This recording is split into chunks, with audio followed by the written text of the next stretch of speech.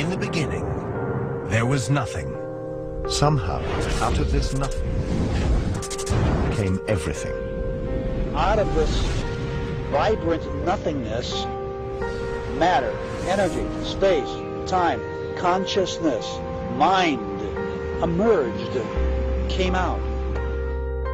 How is it that something as unconscious as the matter of the brain can ever give rise to something as immaterial as an experience? If you want to see fear in a quantum physicist's eyes, just mention the words, the measurement problem. The measurement problem is this: an atom only appears in a particular place if you measure it. In other words, an atom is spread out all over the place until a conscious observer decides to look at it. So the act of measurement or observation creates the entire universe.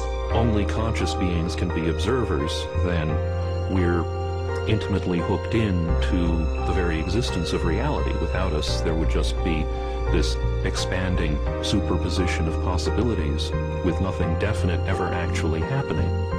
Out of millions and millions of blobs of energy and light, photons and electrons, they make up this imaginary three-dimensional solid world, which doesn't exist at all according to relativity or quantum mechanics. Anytime we attempt to look at particles beyond a certain level, the very act of observation changes things. And in addition, the more you look at individual particles, the more you realize that there is no such thing as one electron. An electron, or any elementary particle, exists only in relationship to other things, like other particles or the universe at large.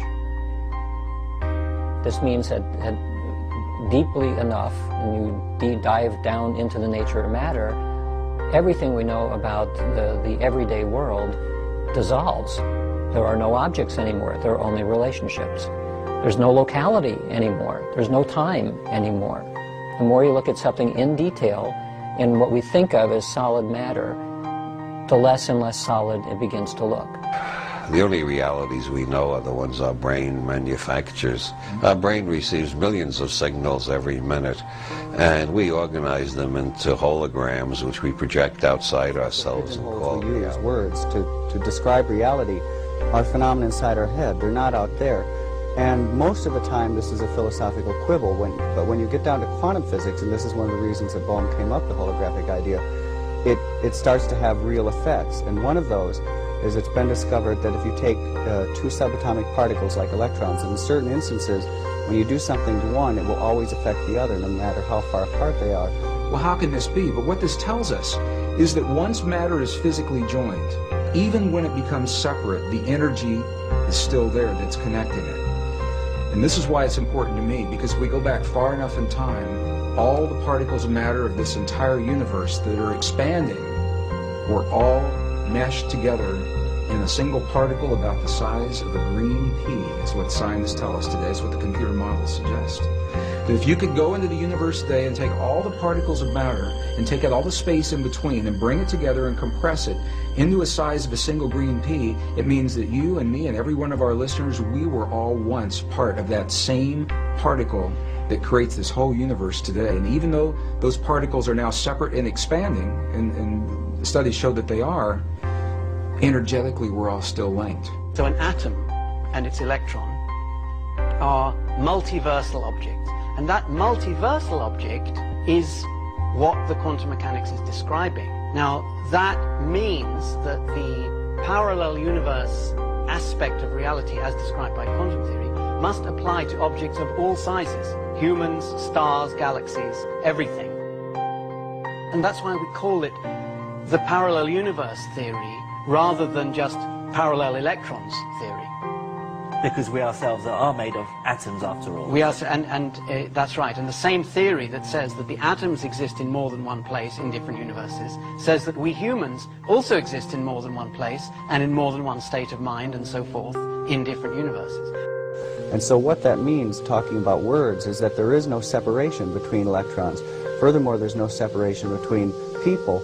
Everything is interconnected, and the biggest secret of all, to me,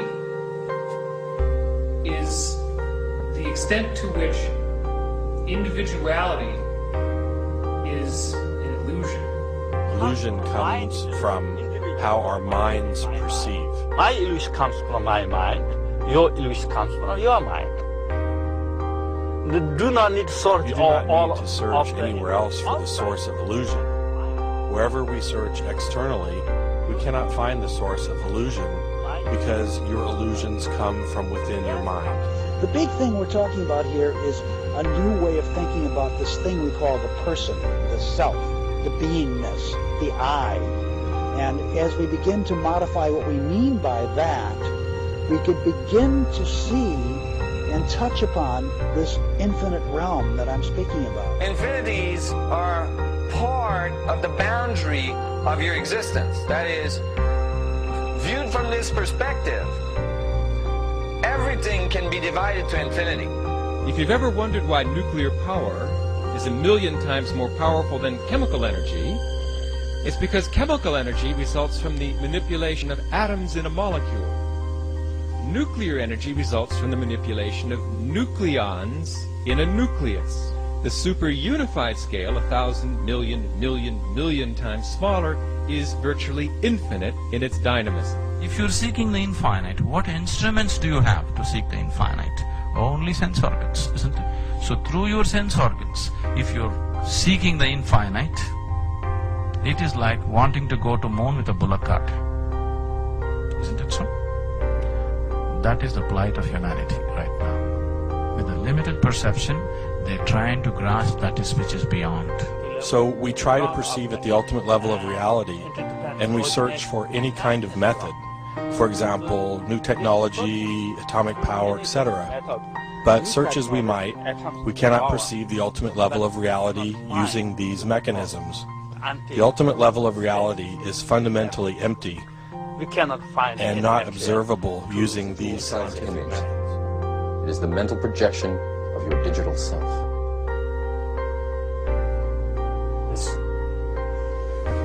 This isn't real. What is real?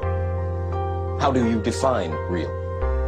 If you're talking about what you can feel, what you can smell, what you can taste and see, then real is simply electrical signals interpreted by your brain. Our brains take information in and sometimes give it form.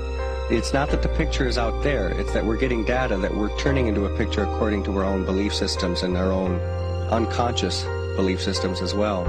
We know what is going on is that light comes in through the eyes, hits the back of the retina, triggers electrochemical impulses which travel down nerve fibers to the back of the brain, where the brain very cleverly, in about 1/10 of a second, puts it all together and says, this is what it looks like out there.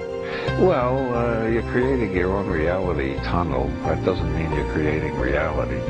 Out of reality, whatever that is, out of the infinite flux of energy, you're creating your own reality tunnel, and most people aren't aware of it. Most people aren't aware of it. All matter is merely energy condensed to a slow vibration. That we are all one consciousness experiencing itself subjectively. There is no such thing as death. Life is only a dream, and we are the imagination of ourselves.